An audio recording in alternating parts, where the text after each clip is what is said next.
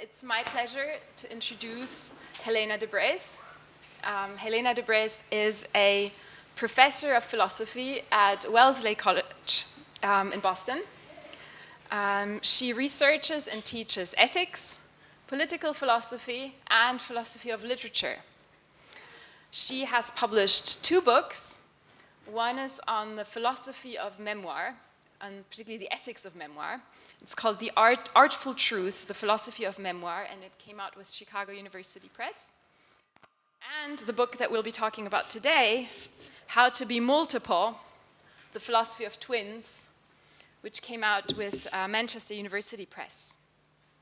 She's also a writer, not just of philosophy, but of essays, and her work has appeared in the New York Times, in The Point, in Eon, in Psyche, in the Los Angeles Review, and in another Chicago magazine. And she is also on the editorial board of The Raven, a new magazine of philosophical essays. So welcome, Helena. Thank you so much for joining us. Thank you for having me.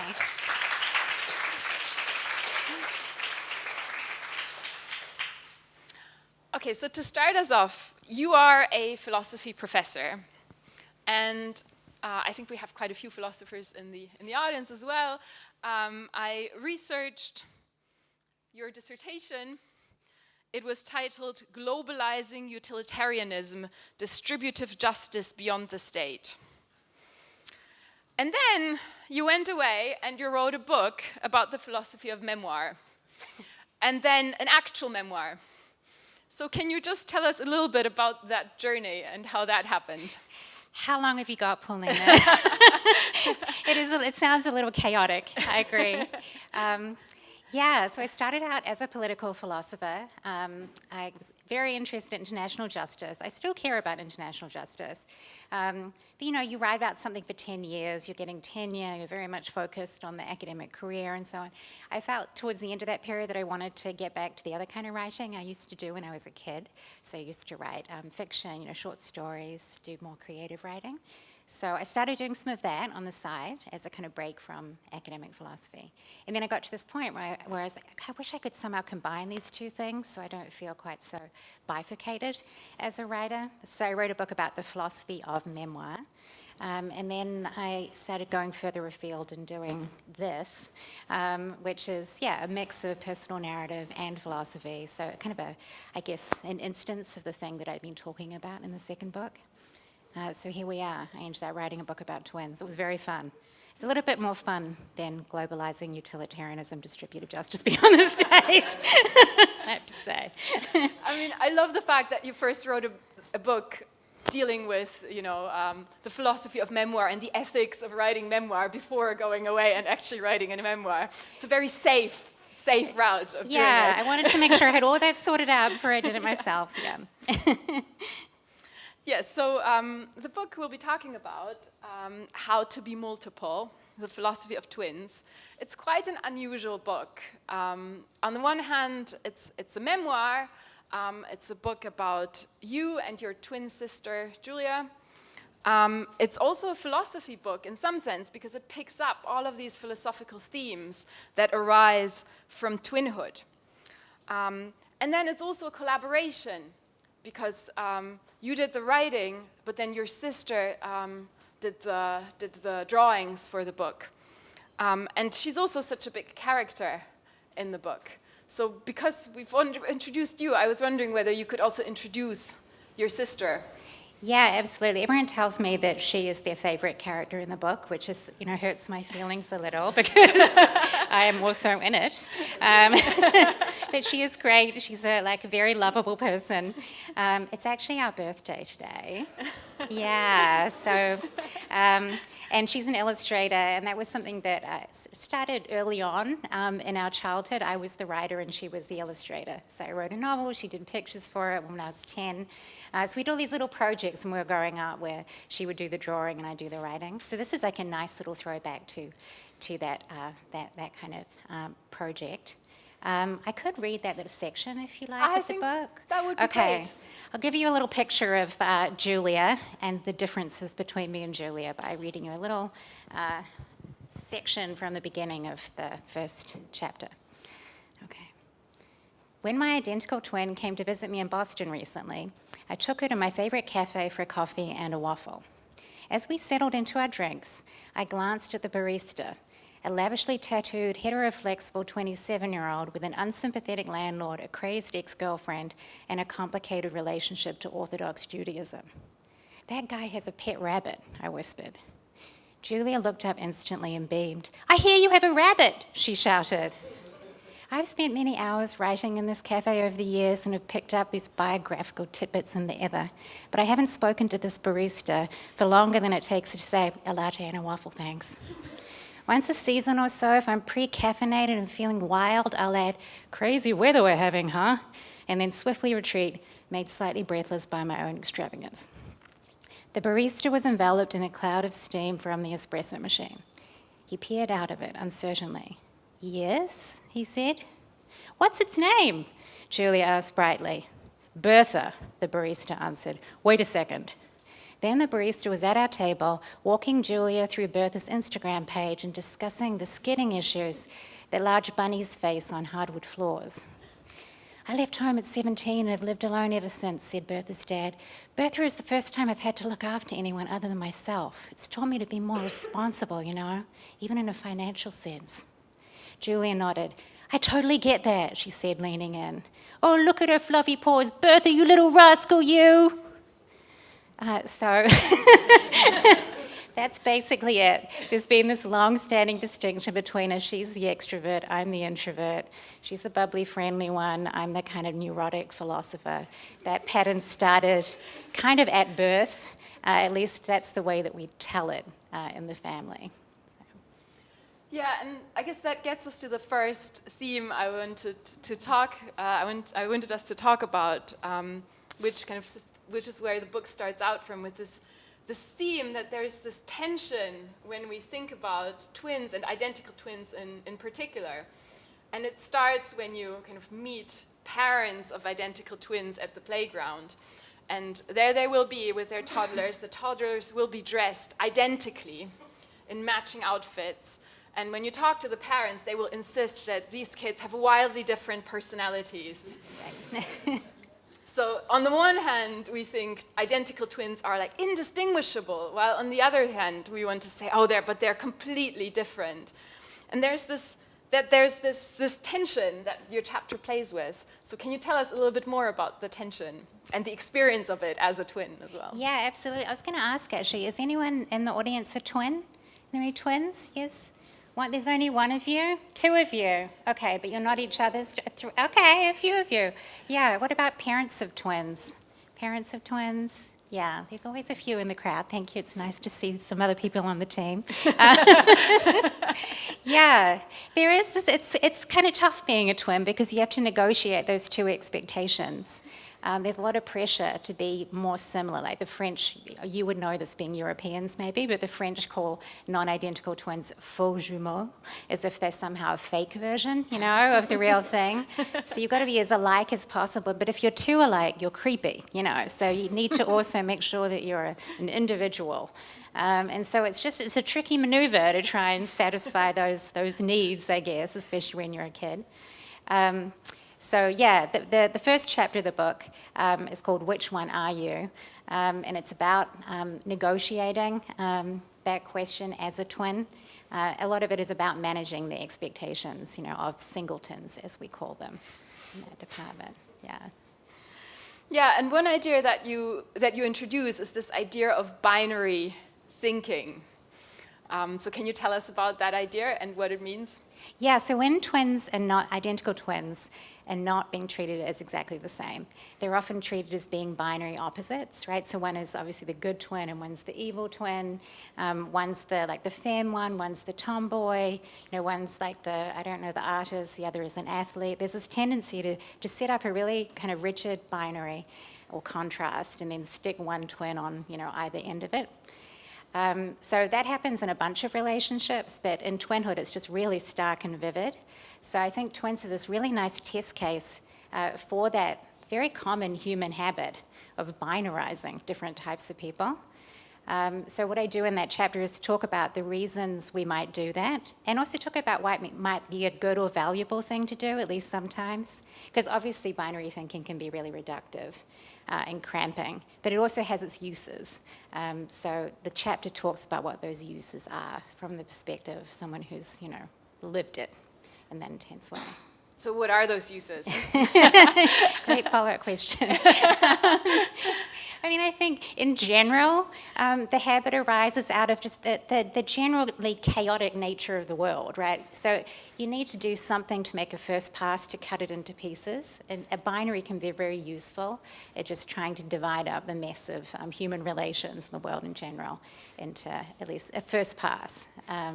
So it's a way of making sense of the world, I guess. It's a tool. From the internal perspective, if you're a twin, I think it's also it's a good way of trying to get a grip on the beginnings of a self-conception. So when I was growing up, as I said before, I saw myself as the writer and the introvert, and that allowed me to narrow in on who I was and what mattered to me. Having Julia as a stark contrast to those things was a way of kind of narrowing in on who it was that I wanted to be. So it's helpful as a way of beginning to understand both the world and yourself. And then, of course, you've got to complicate it. Yeah. Yeah. Normally, so people, if they don't have twins, they will rebel against their parents. But Right. I guess if you have a twin, you can just rebel against your twin. Yeah. There's also a kind of division of labor that goes on. You can specialize in one set of skills or activities, or sort of you can have a social niche of a certain kind. So twins are often, they've got a lot of social power for a bunch of reasons we might talk about later. But one is that you can kind of cover the whole scope of human possibility in some key realms if you each have an area of specialization. So that's helpful too. Yeah, I really liked about the chapter, there's this moment where you talk about how when you meet other twins, you then also try to figure out how they've divided themselves up. And you've got this lovely vignette where you meet a twin without their other twin, and you're kind of trying to figure her out. And then kind of your sister makes this appearance, and she just goes straight out and asks her. She's like, so which twin are you? Yeah. Are you? It was actually the editor of this book. So the editor is also an identical twin, and her twin is also an editor. They were both at these publishing houses in New York, and so my agent sent the book out to both of these very famous publishing twins. They have an Instagram account called Publishing Twins.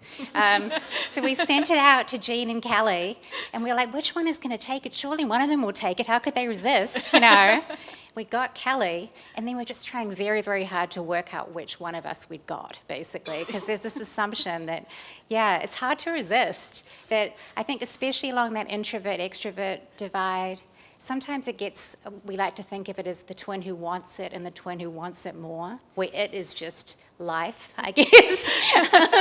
So it's like, who is Kelly? And then, Julia just asked her straight up on the phone call we had when we were trying to sell the book. And she was just like, I'm the quiet one, I'm Helena. So she had also been doing it.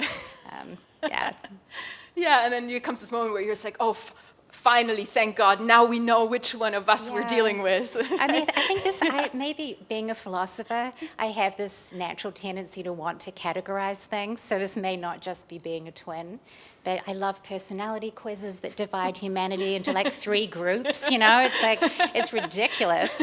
But there's something very it gives you a little bit to begin with, a little bit to go on with when you're trying to get a grip on someone, so, yeah.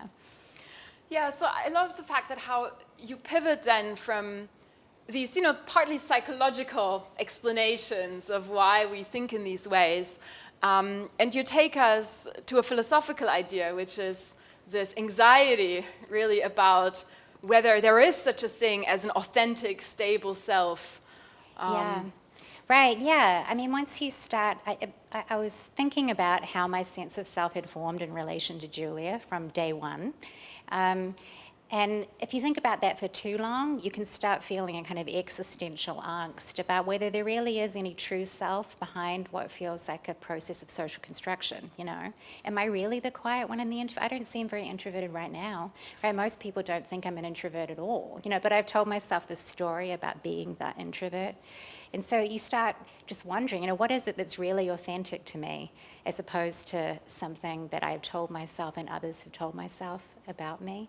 And I think we can all have that type of question as we move through life. Am I really the person I've taught myself that I am? So I talk in the book about that question. Is there really a true self inside us that is somehow kind of obscured by the process of socialization? People can worry about that because they want to see themselves as being this kind of unique nugget that is truly them and is independent in some way from the influence of other people. But I have this, conception of the self where it is actually relational a lot of the way down. That what it is to be a human is to be social, to kind of co-create yourself with other people who are important to you. So it's not, I think it's actually kind of a lovely thing if you can recognize that yourself has been formed, from the very beginning in relation to other people who matter to you. So I think you don't have to be afraid of that idea. And twins are a nice example of people who manage to develop their own lives at the same time as having a lifelong connection that goes very deep with each other.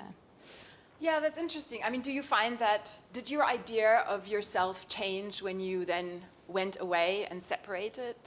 Yeah, I moved to the US when I was 22, and Julia stayed in New Zealand. So we haven't actually lived in the same country for over 20 years now. And I did realize that I was less of an introvert than I thought I was, especially in a philosophy department. It's a bunch of neurotic. I mean that with affection, speaking as one on the team. And I was like, oh, wow, I'm actually like the most socially adept person in this entire department, So I recognized that about myself, among other things. So yeah, I bet when I go back to visit my sister, I still do notice there's a significant difference on that spectrum. So yeah, some story in the middle to be told there. Great. So so there's this existential angst about knowing who we are. And then one thing that we might take comfort in is that even if we don't know who we are, at least we know how many of us there are. Yeah. So, there's only one of me. It seems like I can be pretty sure of that. And so one kind of really surprising place where you take us is into doubting that proposition. Yeah, we tend to think we have this sort of background principle in mind, where if there's one body, there's one person. We tend to think that persons map up one-to-one with bodies. It's like a basic metaphysical assumption.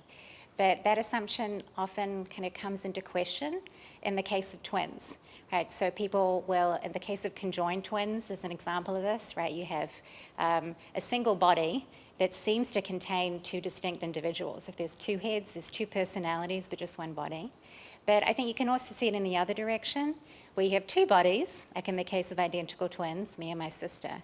But there's a sense in which it seems like you have a single person in front of you, or at least the boundaries between twins seem more porous than the boundaries between singletons. So often we get treated as essentially the same person. We get called the twins rather than, by our individual names. We get given a single birthday present to share. And there's a sense that somehow, it doesn't often get directly stated outright, but there's a sense that if you do something to one twin, the other twin is somehow also receiving that action, or that there's ESP between twins, right? There's a whole bunch of ways, and you see this in fiction about twins too, where it seems like you actually have a single person that's somehow duplicated or split or spread across two bodies. And I used to think that was ridiculous and offensive. It used to really bother me. But when I started thinking about it in more depth, I actually thought there was more to it than I had thought as a kid. Yeah. And why is that? Is that because... So what made you convinced that it wasn't? I guess when you stated it, it sounds like a crazy idea, and right. I agree that people kind of treat twins often as if they were only one person. Yeah. But the reasonable thing to say here seems to be that people are making a mistake. Right. Yeah. So right, and there's a sense in which I think that's true. So what the chapter is trying to explore is how could we somehow account for this habit that we have, this attitude we have towards twins? What about it might actually be true? It can't be the claim there is simply two, a single person. But what is it that gets people to think that? And could there be something significant and important about that assumption. So the reason I started thinking about it is I had this moment when I was with Julia in a library back in New Zealand. We were both working on these projects. We had tight deadlines. We were super busy. And I found myself saying to Julia, I'm going to the bathroom. Do you want me to go for you too? Right? And I was just like, oh my God, you know, how could I say that? Like, I know we don't share a bladder. That is obvious to me. But it just felt like this kind of cavern open. I was like, wow, there's some sense in which I think that we are. I would never say that to you or to anyone else, you know. So what I do in the chapter, in the end, I go through and there are 3 different ways in which you might think that twins can function, at least partly, as a single person. So I think that they can be said in some sense to share a mind, in some sense to share an identity, and in some sense to share a certain kind of agency. So there's sort of 3 boundaries that twins seem to violate, right, between distinct people: mental, agency-related, and identity-related. And I actually think those are important things to remember, not just about twins, but also about humans in general. So it's one of these cases where starting to question the boundaries between twins can make you begin to question the boundaries between other close dyads, if you like. Yes, can you tell us a little bit more about the sense in which twins can be said to share a mind? Yeah. Minds. So I'm not saying that we have ESP. My sister, who's a bit more she's not a philosopher, she's a bit more free form metaphysically than I am. She claims that, at least when we were kids, she could read my mind and she would pick up little messages, and I just don't believe in that stuff, unfortunately. But there is this theory in philosophy, it's now been out for a few decades, about the extended mind, right? This idea that your mind isn't solely contained within your skull, it can extend out of it. So the most common example is like if you're constantly relying on, well, it wasn't common back in the day, now it is. If you're relying on your phone to do a large amount of your intellectual work, and you couldn't actually function very well if your phone was removed, you know, from you, or if you're relying, I don't know, on other kinds of like cultural or linguistic resources. The language is in some sense a part of your intellectual process and thinking, even though it's not contained solely within your skull. So if you think about thinking as a kind of cognitive process, a lot of that process happens outside of your body. And I think if you can say that about phones or about other kinds of resources, you ought to be able to say it about twins too, about humans. This idea that you could be outsourcing part of your intellectual functions to another person who you're extremely close to, it's very plausible to me. And you can think of that of twins not having the same mind, but kind of sharing the use of each other's minds. So given that a mind is central to being a person, I think this is one way in which you could say that the boundary between twins is not as stark as you might think it is. Yeah, it's a nice illustration of how kind of twins are at some extent at an extreme of what's Right. true of all of us, right? Because of course we all share memories with our non-twin siblings, with our friends. The longer we know each other, the kind of more enmeshed our memories are, and I guess twins are just an extreme example of that. There's actually a very good local example of this. So my sister has a much better memory than I do. She does the remembering for us, and she said to me when I said I was coming to Vienna, she was like, oh, it'd be so lovely for you to go back there. And I was like, what do you mean? Because I had no recollection of ever having been here. Because like, we went there in like 1999. I remember we had some cake in the square. You know, I was like, I do not recall that at all. But eventually there were enough details that she gave me that I was sort of prompted to recall. So yeah, anyway, there's a certain kind of collective prompting of memories that happens in many couples, not just twins. Yeah, and then so I want us to think a little bit just about the third thing, this idea that there's a shared agency there. Yeah. And I think you introduced the idea of a plural agent. Can you tell us a little bit about that? Yeah, so we're all individual agents, obviously, but there's certain ways that individual agents can interact with each other that philosophers will describe as, resulting in a plural agent. I don't think that it means that you completely merge with the other person so your own individuality disappears, but you can move into a mode where you're genuinely acting jointly. if you're doing it regularly with someone who's very close to you on central projects that matter to you, that kind of ongoing agency can turn into a shared identity as well. And twins are just very, very, very good at cooperating with each other. It's a very smooth system. So one of the examples I talk about in the book is, you know, that game Pictionary, where you have a phrase or something you need to draw. So Julia and I we just killed at that game right the way through the 90s because we had so many shared resources in our minds that I would just have to say something. I don't know, I'd draw a picture of a grapefruit, and she would be like, Zsa Gabor, you know, because we just had this connection we shared. So we were very good at cooperating with each other intellectually, you know, and sort of artistically on projects. So everyone can do that. You can be individual agents kind of transacting with each other, but there's a certain kind of ongoing cooperation that is so deep and smooth that I think you really can speak of a plural agent in place rather than merely individuals. Yeah, couples do that to some extent. You always have to separate couples when they play taboo. Yeah. Otherwise, it just becomes a competition as to who's, like, which marriage is better. Totally. But it's nice because I can see how the kind of ideas interact, right? Because there's this personality, this division of labor and personality that then translate into this smooth kind of agential cooperation when it comes to projects. Like, one writes the book, the other one illustrates it. Right? Yeah. So, yeah, great. So then I wanted to take us in a slightly different tack. So that's the kind of next chapter in your book, which was my favorite chapter, and that one was about love. And it was so surprising. There was like so much in there, and I felt like I was on some kind of roller coaster ride where I could never see. Well, I had to live it, so Yeah.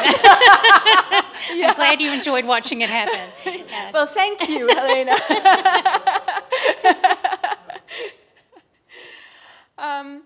And I think one thing that you do in this chapter is you basically take us through several ways in which the relationship between twins functions as a metaphor for love, ideal love or less than ideal love. And one thing that you unpack is how even our conception of ideal love isn't wholly coherent, right? Because there's this tension between the kind of ideal love that's demonstrated by twins, or that's kind of manifested by twins, at least if things go well, versus the ideal that we have of romantic love. So can you tell us a little bit more about that tension? Yeah, there's this really interesting pattern that you see when you look at narratives about twins, whether they're, you know, novels or in myths or film, popular culture. You have these two very, I guess it's another binary, strong contrast between what I think of as a romantic, idealized model of twinship, and then this pathological vision of twinship. So the romantic one is this idea that, you know, twins are really the perfect human pair, right? They get on perfectly well, they're lifelong companions, they're the deepest, most unconditional love you could imagine. They're each other's soulmates, I guess. So there's that vision. It is a romantic one because we often will use that metaphor when describing, you know, couples, and especially in the kind of early stage of a romantic relationship, you know, they're each other's twin flames is the phrase that's sometimes used. So there's that sense in which twinship is seen as being almost the ideal approach, form of love. And then there's this really nasty other one where twins there's kind of two subtypes. Twins are either in sort of deep conflict, they're at each other's throats, they end up killing each other, or they try to kill the other one, but because it's hard to tell which is which, they kill themselves by accident or something. So there's like a murder-suicide thing happening. So it's a very violent relationship. And there's also a version of the pathological theme where the twins are very, very close, but they're too close. You know, they become enmeshed and they become overly focused on each other and kind of decay. So there's a short story by Edgar Allan Poe, The Fall of the House of Usher, where that happens. You have these twins who've just blocked everyone else out and by necessity end up, you know, becoming very mentally unwell and also dying. There's a lot of dying that happens. So I think those images of twin relationships tell us a lot more about singleton anxieties about love than they actually do about twin relationships. So it's interesting to see those things play out, and it places a lot of pressure on twins too. You feel that you're really steering between a terrible outcome and an almost unattainable ideal. Yeah, you have to be close, but not so close as to make people uncomfortable. Yeah. Yeah, I mean, I think the pathological vision, I think, comes from the fact that twins, they're relationship outlaws. It's not a normal kind of relationship. It's very unusual. And there's this governing ideal, in Western culture anyway, that says that the way to live as an adult is to find some other person, definitely not related to you, is ideally of a different gender than you, and then have this single, enduring, romantic sexual relationship with them and produce some children. And twins don't really respect the centrality of that relationship, at least often. If they're close, they're often close right the way through adulthood. Maybe they'll co-raise each other's children, they'll go on vacations together, they'll see their twin as being just as significant as their spouse, So it's a way of kind of pushing back against that ideal. And my sense is that these narratives that end in twins dying are a way of kind of policing twinship and saying we shouldn't be doing this, trying to reinforce the existing norm. Yeah, so it's interesting because, there's a tension at the level of ideas, right? Where on the one hand, you think of the ideal of love as two soulmates who are basically identical. They form a perfect unit. Your missing puzzle piece. The missing puzzle piece, that's right. And then this ideal of romantic love, which feeds off tension and of difference and of people kind of complementing, but in a way that's not the missing puzzle piece way, the kind of sparky, the sparky bit, the sparky way. Yeah. So there's this, I guess our ideals of perfect love just turn out to not be wholly compatible with one another. But then there's also this real tension, I think, which is why you said you're living through the chapter, which kind of emerges at the level of experience of kind of trying to negotiate the relationship with a twin with the relationship with another partner. Right, yeah, there is the sense that once you reach a certain age, it's sort of, twinship is almost something you should grow out of, which is impossible. But it's fine for you to be super attached to each other when you're young, but at a certain point you've got to leave your sweet little relationship with your sibling behind and find someone, someone who's not related to you and is the opposite sex to marry. So yeah, there's a sense that you have to get rid of that in order to grow up and be an adult. And there's an interesting parallel here because it's a very heteronormative vision, right? It's important that opposites attract and that you end up with someone who's very different from you. And part of what's creepy about identical twins is that they're in this really intense relationship with someone of the same gender, right? So part of the narrative of the book is that there's a very useful personal development that allowed me to discuss this relationship between queerness and being a twin, which is that my sister came out in her mid-30s. She suddenly fell in love with a woman. And then 2 years later, I also came out. I didn't expect that to happen, but we both became gay in quick succession in our 30s. It was very surprising to everyone. So we were queer and we were twins, and so we've been talking a lot, since that happened, about how those two categories feel connected to us. It's interesting. A lot of stories about gay people, too, until recently have ended in death and destruction. It's another form of deviant relations that needs to be stamped out. So, yeah, twins are not oppressed in the way that gay people are, but there's an interesting similar kind of cultural treatment of the relationship that I think is telling. Yeah, I love that idea that kind of twin love is in some sense queer love, and that we shouldn't take it as this challenge or incompatibility, but we should take it as opening up the kinds of possibilities of relationships that people can have. with one Yeah. another. Yeah, because that ideal that I mentioned before, this philosopher Elizabeth Bray calls it amatonormativity, which my editor liked to refer to as tomato normativity. So it leaves out so many people, right? It leaves out the standard relationship model. It leaves out gay people. It leaves out asexual and aromantic people, people in poly relationships, people who never get married, persistent singles, divorcees. Like the huge majority of the human population doesn't fall into that traditional ideal. And so I think twins are just a kind of surprising additional case that can help remind us that it really just doesn't cover the way that humans in general relate to each other. Yeah, great. Great. So another theme is about this.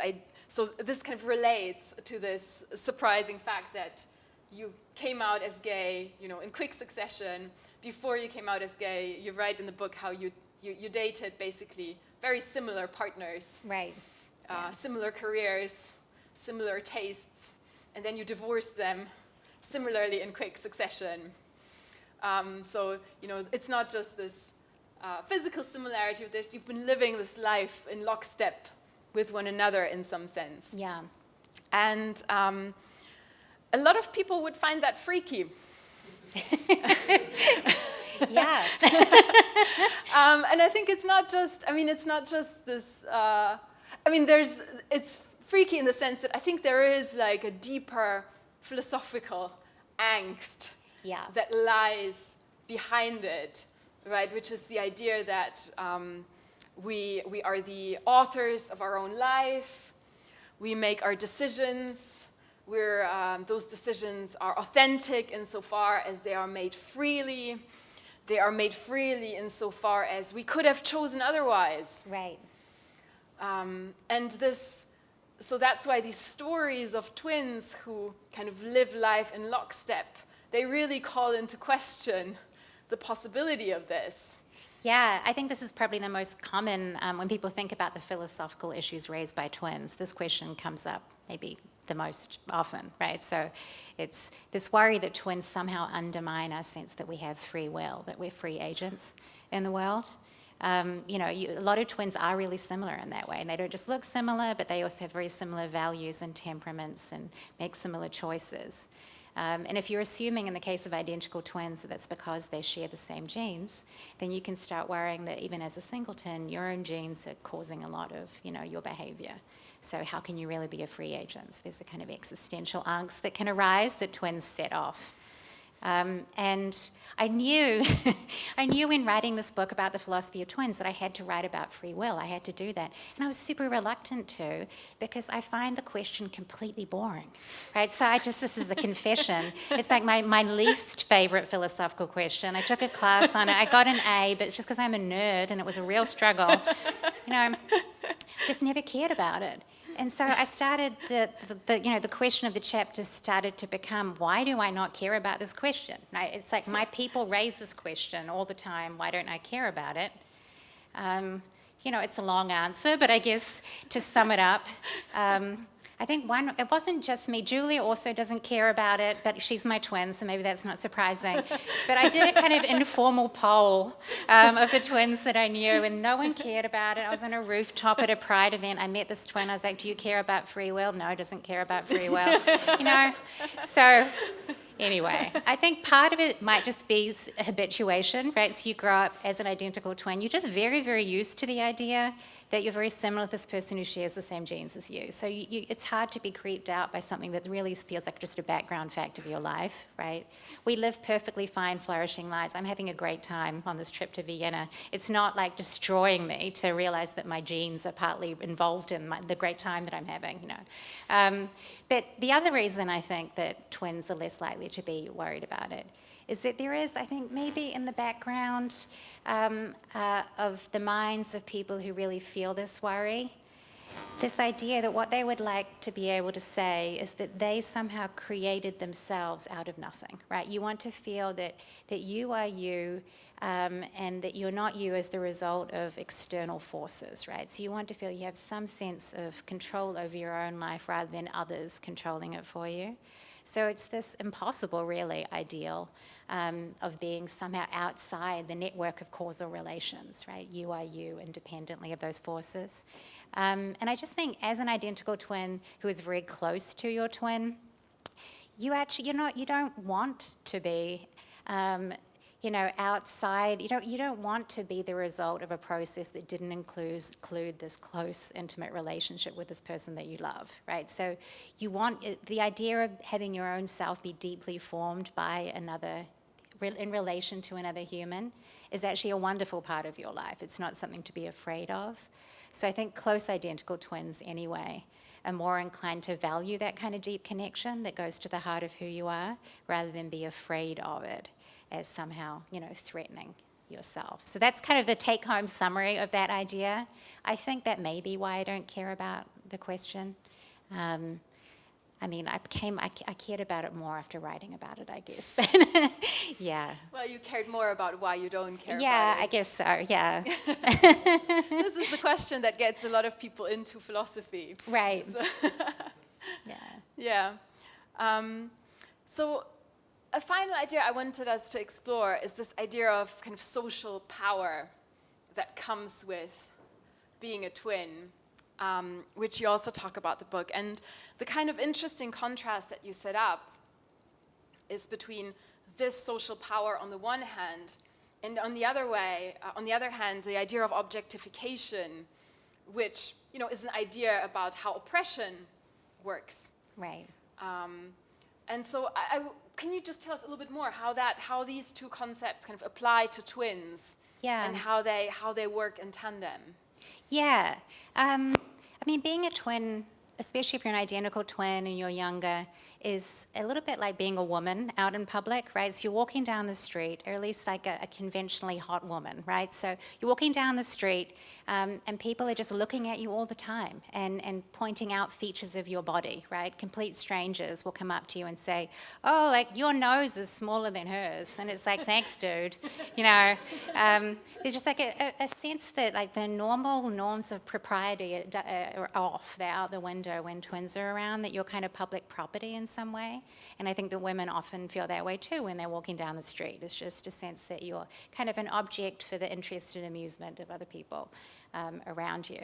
And twins were used that way in the freak shows of the 19th and early 20th centuries. They were often like part of the team.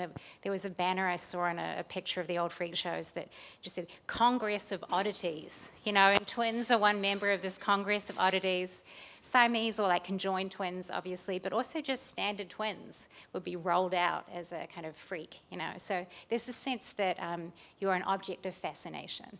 And there's a certain kind of power to that. When people write about the freak shows now, they try and help us to see how the freaks weren't just exploited by, the circus operator. They were also these like talented performers who were using that power for their own ends. So there's a certain kind of social power that you get out of it. Twins are very popular in schools often. Everyone wants to be friends with the twins, et cetera, et cetera.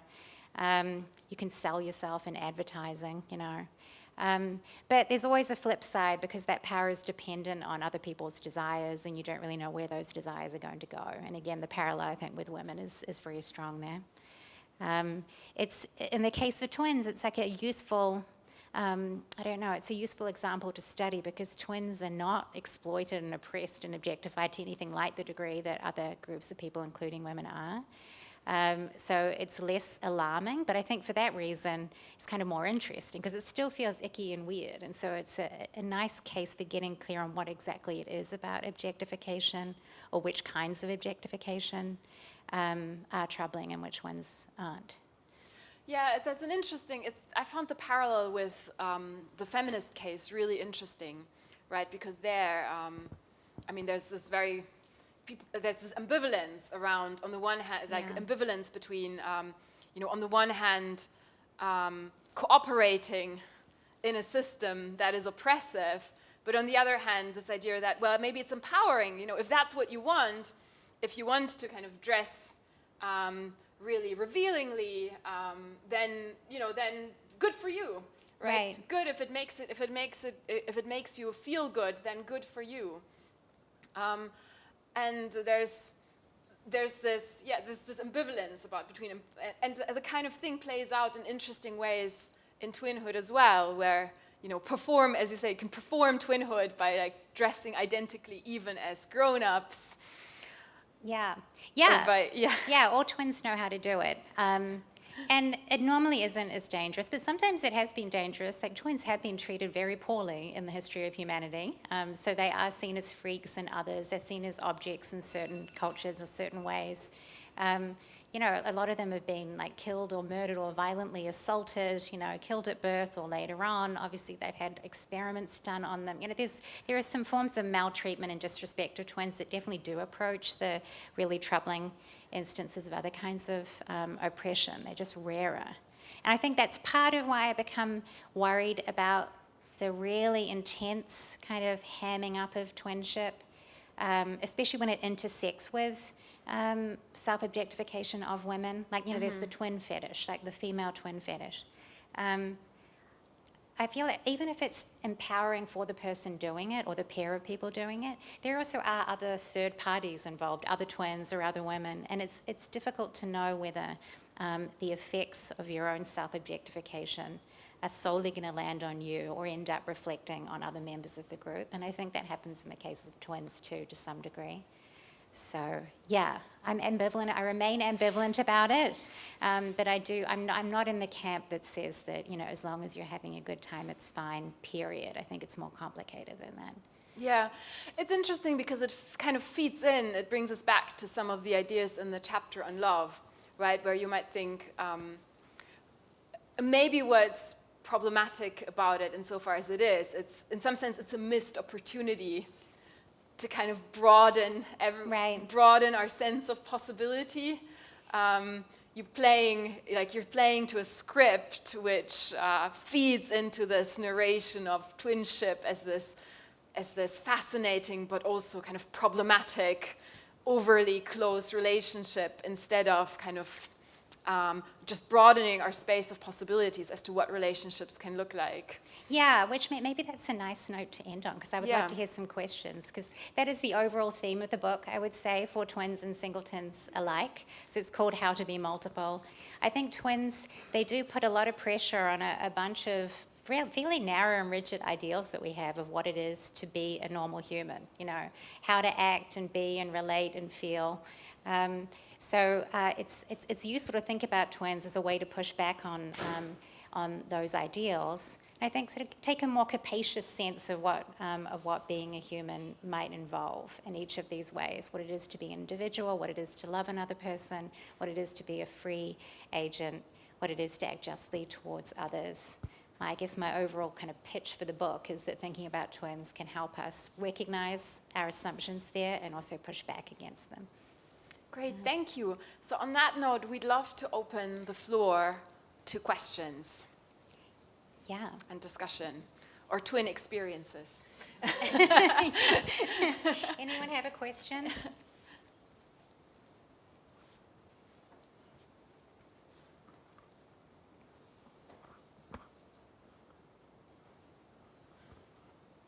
You seem to be half raising your hand. No?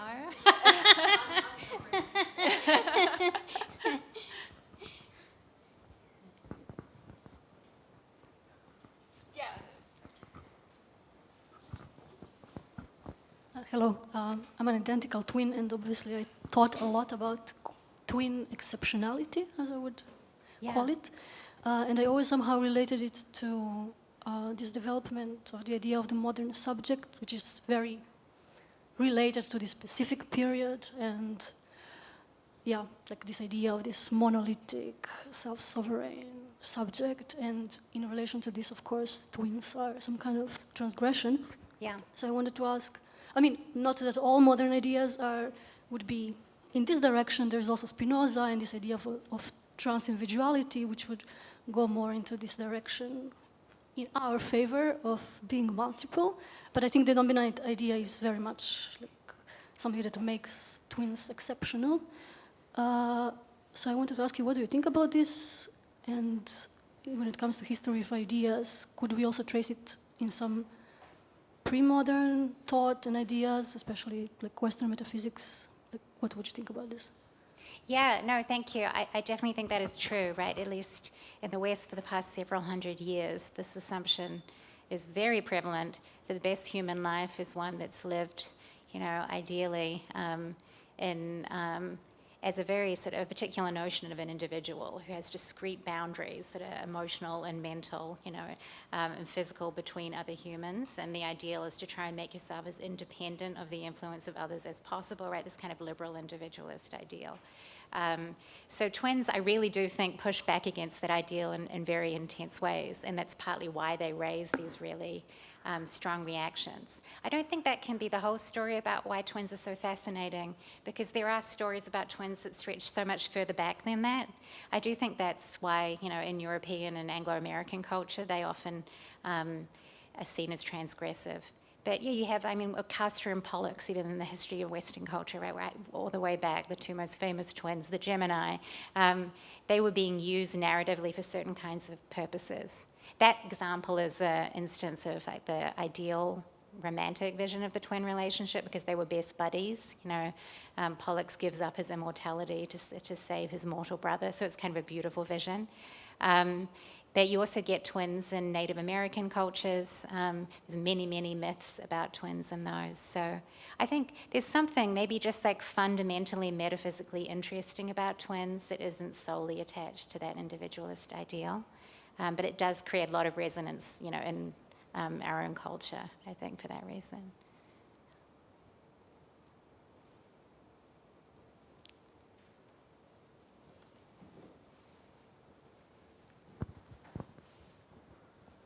Yeah, go for it. We're having the mic.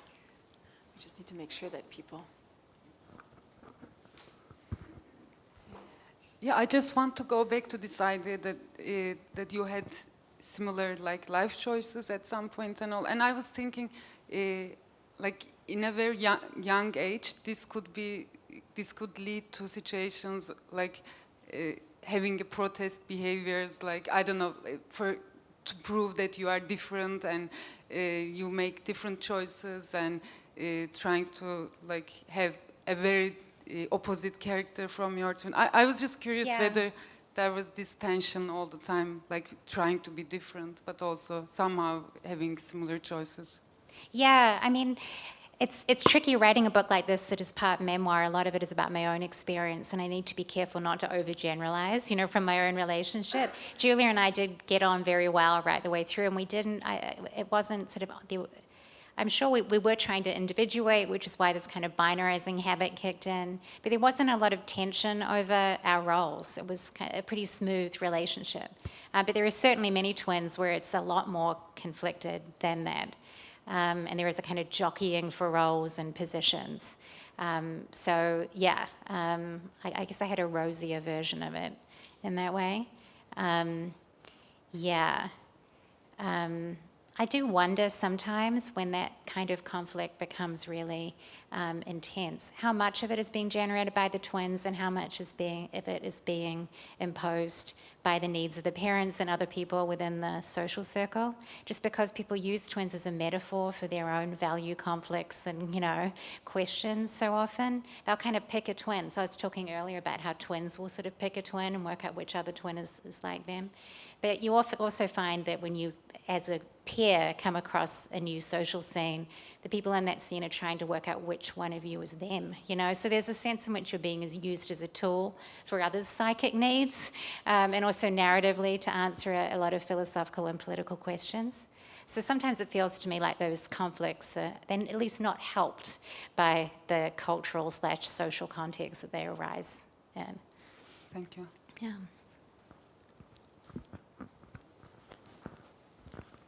Hi, thanks a lot for this conversation. It was really fun and insightful.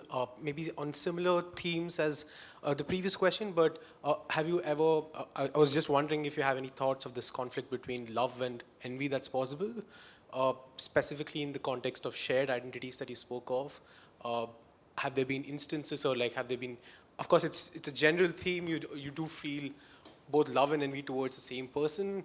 I think it's especially common, let's say even in friendship, where someone close to you, you love and they matter to you, but if they somehow do something better than you because of that shared space element. There's some equality you identify with them in some way, but there's still that envy. Like how do you sort of, deal with this conflict between love and envy? Let's say dealing with success of the other person, maybe you've not felt, or like maybe as a teenage, in your teenage, maybe attention from like boys that maybe your twin sibling might have felt that you didn't, or something like that. But how do you sort of like navigate between these two ideas? Yeah, so that theme of kind of envy and competition it often comes up in stories about twins. There is this sense that twins are often going to be fighting over, especially female twins, fighting over the same man, right? So there are a lot of storylines about that. You're competing over the same person. That did happen to me and my sister briefly. We were both interested in the same guy. But as I mentioned, she was like the very bouncy, extroverted, flirtatious one. So we were both flirting with equal intensity, but it was barely noticeable in my case. This is the story I tell myself about why she won and she got the guy. So she was just a lot more obvious about it. So there was a little bit of competition, occasionally, romantically. Not really at school. We ended up. There's some national exams in New Zealand that you can do. You get a percentage number for each one that you do.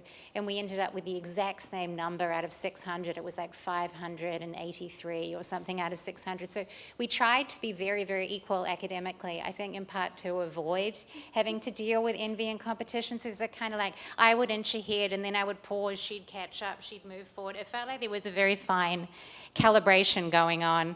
So there was certainly some conflict like that, but it's very intense in other twinships that I've heard about or read about.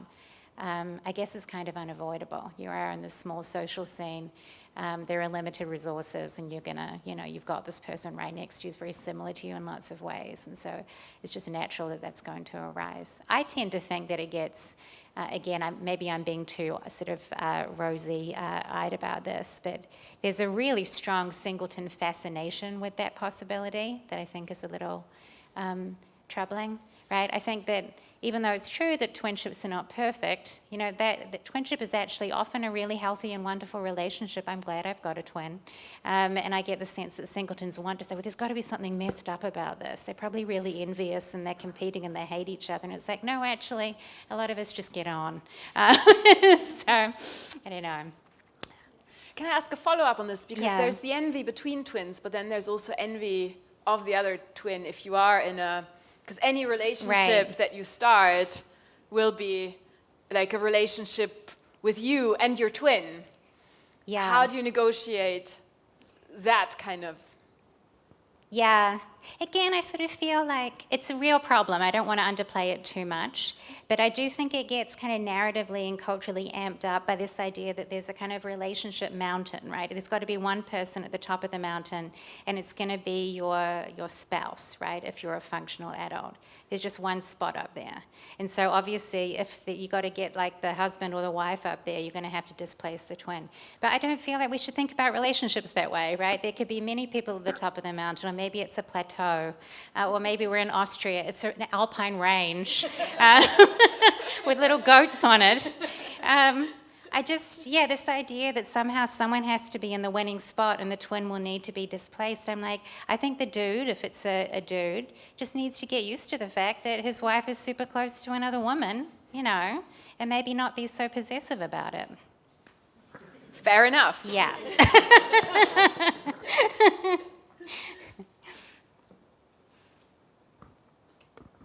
Hello, and thank you for your talk. I have to admit I didn't get to read your book, so what I'm referring to is only from what I've heard here, so I'm not sure whether I understood you correctly. But my question was also aiming at this point of relationships in terms of twinhood versus, or in relation to queerness. And I wanted to question on whether it is this anxiety expressed by other people that it might not result from this anxiety that this heteronormative imagination or idea of relationship is pushed back by having like the twin as the first person in your life and not your partner. Yeah. So I was wondering if it is really that in that case. So if you're a identical twin, then of course the other person is also from the same gender than you or from the same sex as you. But whether this is really the case, or is it just, as we have talked about, this idea that is pushed back that someone else, except for another partner, which you search out for somewhere in the world, is not at the top, but someone of your family. So I think that this idea can also be transferred to like your mother or father or someone else having filling in this position of being the first person in your life and not that partner. So I was maybe wondering if this connection is really the reason why twinhood is somehow questioned. Yeah. Or is it not just that you put someone else at that position that is related to you and not someone you could be in a sexual relationship with? Yeah, it's a good question. Yeah.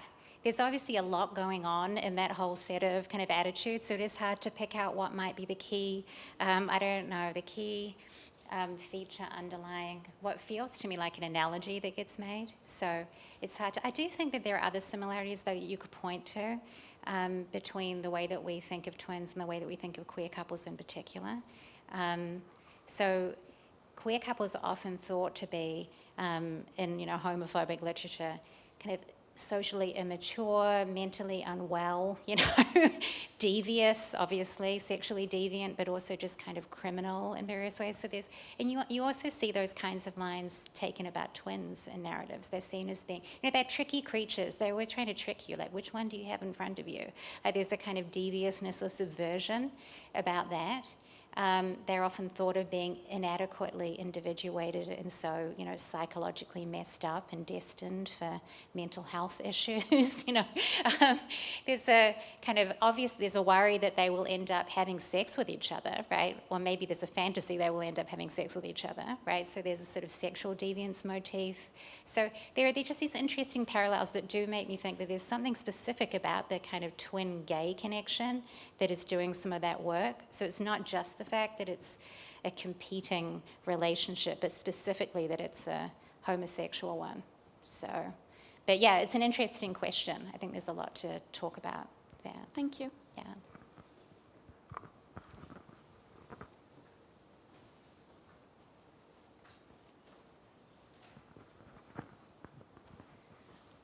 My question also relates to the concept of love, but to this love, this threefold love that you described, this pathogenic love and the ideal love.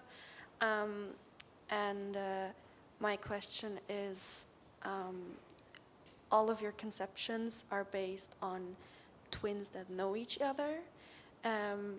What do you think about twins that are estranged or that have been separated at birth? What does that mean in terms of their relationship, if there is even any relationship, and also what this would mean for the development of the self? Would they still develop like in tandem with each other, or what do you think? How does that fit into your concept? Yeah, it's a good question. So there's been this ongoing, I think it's now finished, but there was at least for several decades, this study at the University of Minnesota on twins who were raised apart. So they managed to find all of these twins from around the country who'd been raised separately, because they often would get adopted out into different families, right, because the parents were kind of struggling, couldn't raise them both. Got them reunited and then did a whole bunch of tests on them. Social tests, IQ tests, physical tests of various kinds. And there were some pretty striking results from those studies initially. They got questioned later. The methodology is a bit dodgy, but there are these really famous cases, like the Jim twins is one of the instances. There's two twins. They both got christened Jim. They both married a woman called Linda, then divorced a different woman, two Lindas. Divorced the two Lindas, married someone called Betty. They had a son they called James Allen. Like they both drove Chevys, they went vacation to the same beach in Florida, they were exactly 180 pounds, they were like a bad nicotine addiction, you know, like their brainwave tests were identical. It was just really creepy, right? So there's a lot of examples of some extreme similarities, and that's what sets off these kind of existential angst worries about free will. And then you get cases of twins who are separated at birth and end up doing very different things, which is also unsettling for some people, because there's this thought that, well, you know, we start off with two beings who used to be the same thing, and you put them in different social contexts and they do radically different things. That can also make you feel like much of your life is driven by random accidents, right? So there's this case of these twins, one of whom they were born to a Jewish mother and Jewish father and a Catholic mother in Jamaica. And the parents divorced. They got one twin each, because that's just convenient. They each got one twin. One of them, I think maybe it's Austria. One of them moved to Austria, I think. I'm trying to remember. Sometimes I get the Germanic countries mixed up. Anyway, one stayed in Jamaica and was raised as a liberal Jew, and the other one came to Europe and ended up being part of like the Hitler Youth movement. So you have like a Nazi and a Jewish pair of twins, and they met up later on. They didn't get on that well, you know. They did not get on well. So there's just these like very interesting contrasting cases where you have like extreme similarity and then extreme difference. And it's just fascinating. It's hard not to be fascinated by that. It's interesting how both of them feed this angst, right? Which makes you think that maybe the angst is independent of the... It's just built into being human, yeah. Right? Because if it's one, you're like, oh, it's all genetics. But if it's the other, you're like, oh, maybe it's all just circumstances. Yeah. Yeah. Can't win. Can't win. Hi. Sorry, I already have the mic. Happy birthday. Thank you. I'm also a twin, and I loved your talk. I felt so like seen, and it was really entertaining. I guess my question is kind of personal. Where are you? I can't I'm just see. here. Oh, okay. Sorry. Yeah. Sorry. Yeah. My question is kind of personal because we're not identical twins. She's also a girl, but I was born second, and my sister has like a beautiful Irish name. Her name is Keelan, but my name is Ruth, which my parents chose from the book of Ruth in the Bible, which loosely her story is that she is like a devoted supporter for family. She like abandons. There's lots of hardship, but she sticks with her family. And I feel like whenever I learned that story for the first time, it made me think how my parents chose that name for me because I was like the second one. Wow. And how maybe she's kind of the evil twin and like went through a lot of like harder stuff. Yeah. So far, like we're only young, but how I supported her through a lot of that.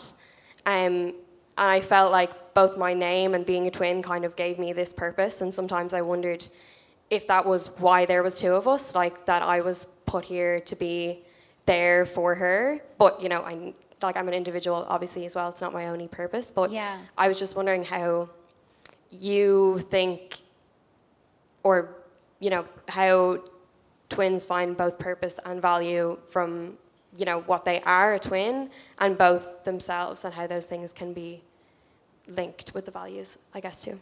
Yeah, that's so interesting. I would love to talk to you more about that. There is, as I read one twin saying, you know, one twin is always the major theme and the other one is the variation, which is like a horrible thing to say. But he felt like that about his childhood, that he was seen as being somehow the adjutant or the supporting role to the other one. So I think that, you know, you've got to work out what your dynamic is going to be. It is a little bit like a romantic relationship. Who's going to be like there's certain kinds of roles that you could play in order to function as a unit. And one is to have a kind of major minor thing going on. So it would be interesting to know if your parents had that in mind early on. I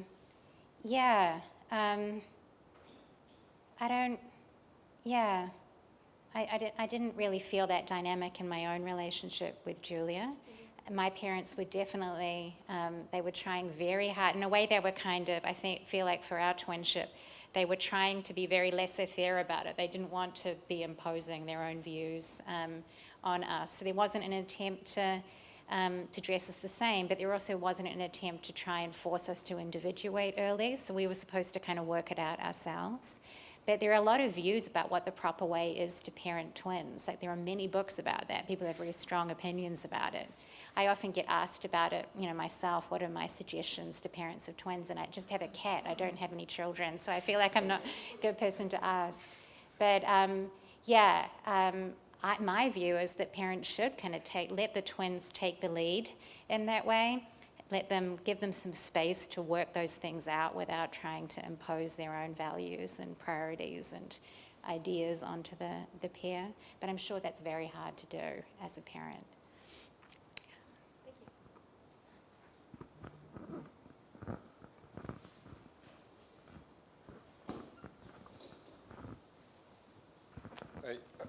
Sorry, here. Oh yeah, hey. Yeah, so I don't have a twin, but I have an older brother we look alike a lot, and sometimes we're treated as twins, and so this is the context.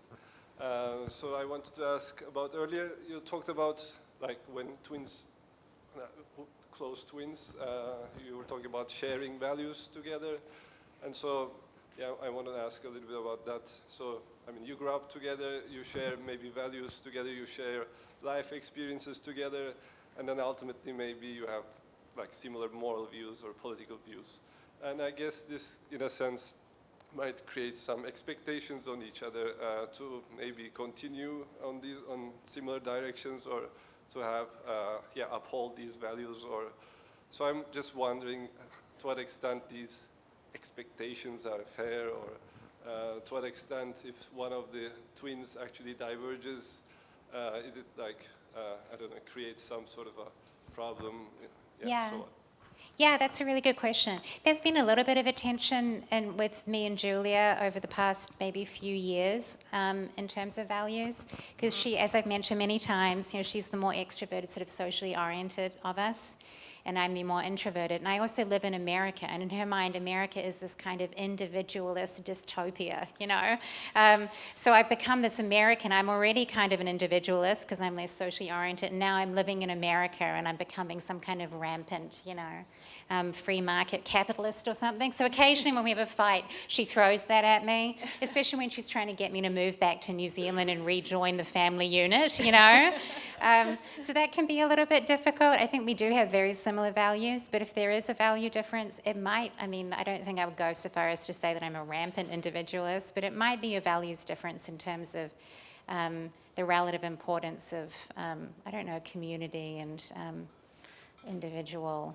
pursuits or something like that. So that does arise for us sometimes. Do you feel that way about you and your brother? Is that where that question is coming from? So, no, I don't want to share too personally, but I do moral philosophy. I'm more interested in a sense, the fairness of this issue. Yeah. Because a lot of people, other people, singletons, don't have this. Like, they're free to maybe change their moral values or political views. To a certain extent, but twins or maybe, very close brothers might feel this additional burden on themselves to continue, or otherwise maybe they're just betraying, and maybe also in another sense they don't have an excuse to change their moral view because, it's just same experiences. Why? Yeah. It's a more ethical question of fairness. That's really interesting. I think that is true. There can be a sense of betrayal. You can feel that you're just doing your own thing, but the very act of doing your own thing is experienced as some kind of criticism or some kind of defection. I think that is true, yeah.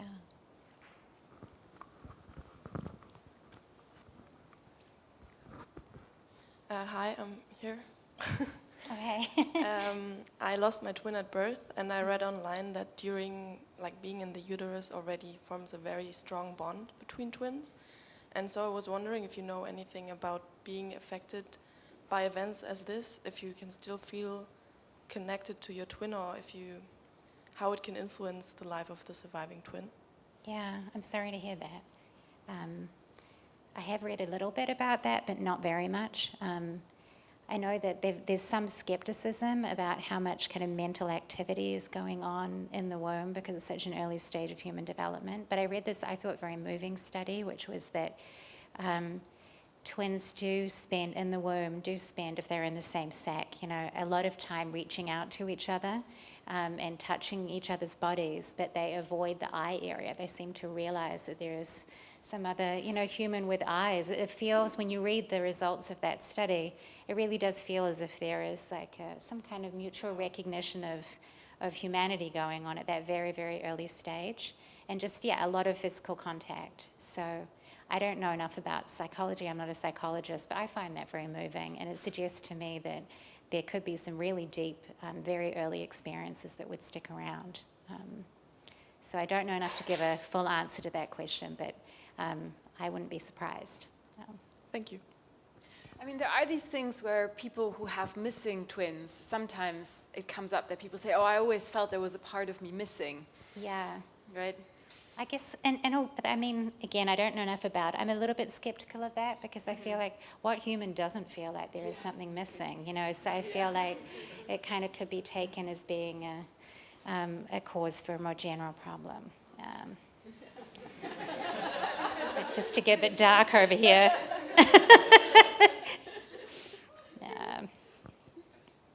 Yeah, good evening. Thanks for the conversation.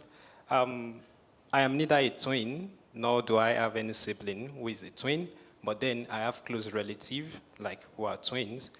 And a quick fun fact for everybody to know, I am from Western Nigeria, and we have a town called the twin capital of the world. Yeah. Such that everyone that you see in that town is either a twin or is having a sibling as a twin.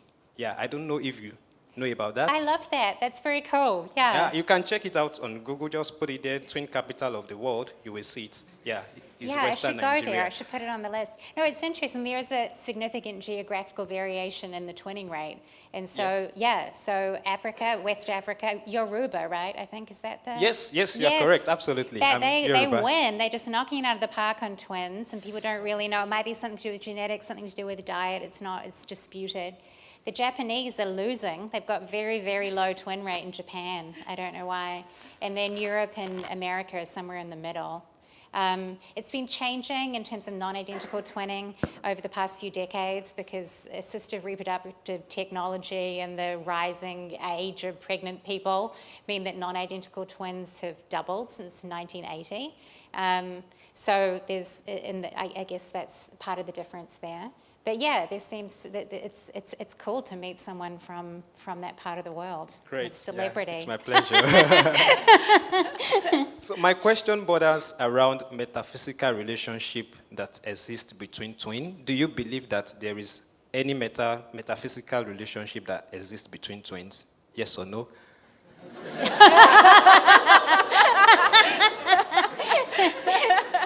Because the answer you give will either propel me to ask the next question. I see the follow-up question.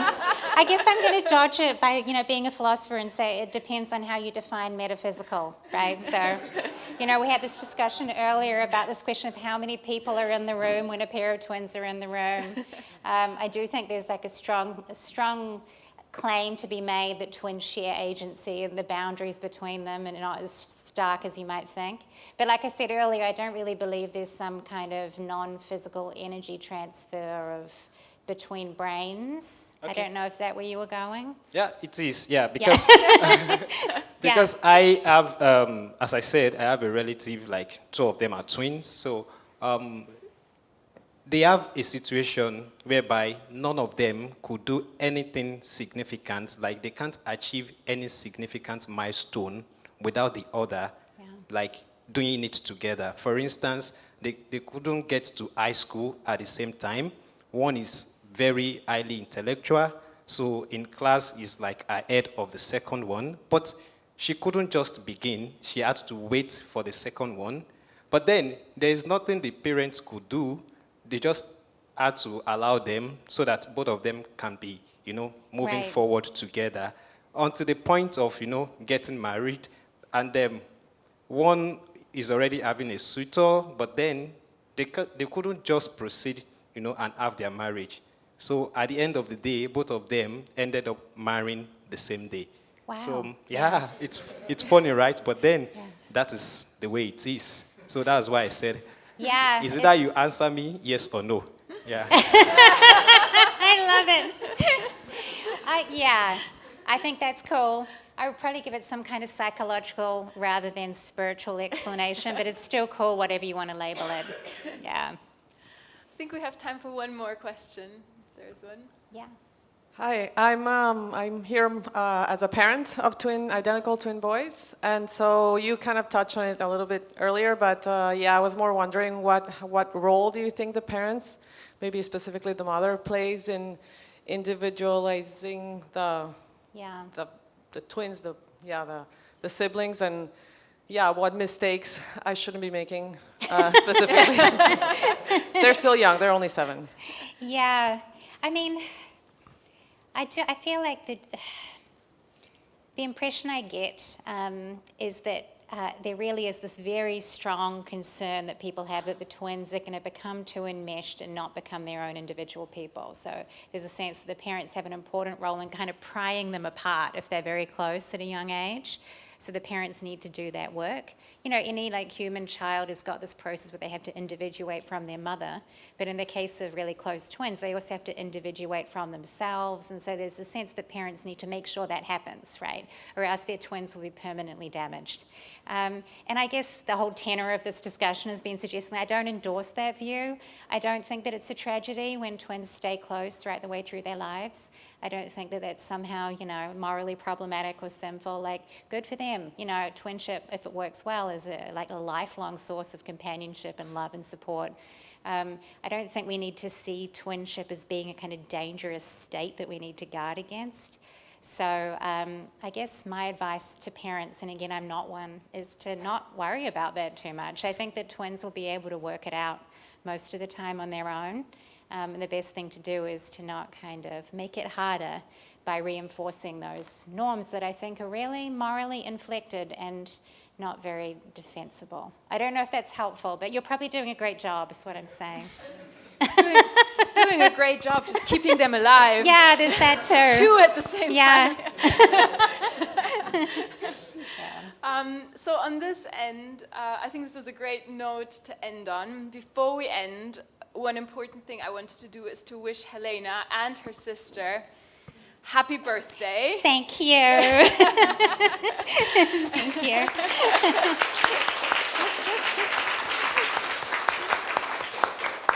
And thank you all for joining us. We have a reception at the end. So just a quick information. They need 5 to 10 minutes to set up. We'll have some snacks and wine and non-alcoholic drinks, so you're all invited to stay a bit longer and chat with Helena and congratulate her personally to her birthday today. Thank you very much for coming. And we have a little something since we have a present for you which you do not have to share. But we got 2 just in case. We got a double one just in case.